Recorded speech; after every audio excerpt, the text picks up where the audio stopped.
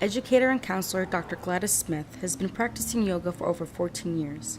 As a sexual assault advocate at Webster University, Dr. Smith strongly believed in the importance of self-care through the 5,000-year-old tradition. So incorporating yoga into trauma-focused counseling and addiction counseling, for me it just kind of happened haphazardly, and it's been around for a while, and so I would always try relaxation with individuals because I work with the addiction population first, and from working with the addiction population, most of the individuals were traumatized to some degree. So that's how I ended up being a trauma specialist and working with traumas, first working with addiction. Prior to Webster, Dr. Smith served in the United States Navy as a medic and counselor.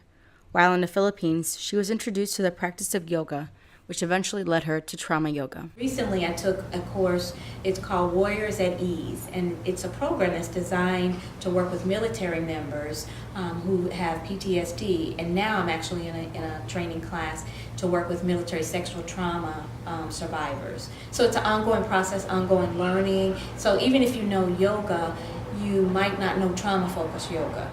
Dr. Smith said that doing certain yoga poses may trigger unpleasant reactions, especially if the person is a sexual assault survivor. You might not have them in downward dog. They might not be comfortable with that. So you have to be mindful of positions of the class, comfort of the class, safety in the class.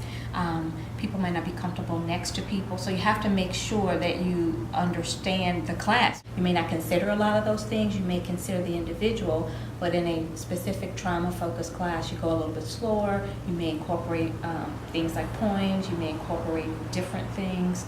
So the classes that I've taken have helped me honor that. And the first thing is safety, making the environment safe, making the person feel comfortable, and then knowing how to handle abreactions if they occur. And that's just a reaction that could be triggered by something that happened in a class or a position or something.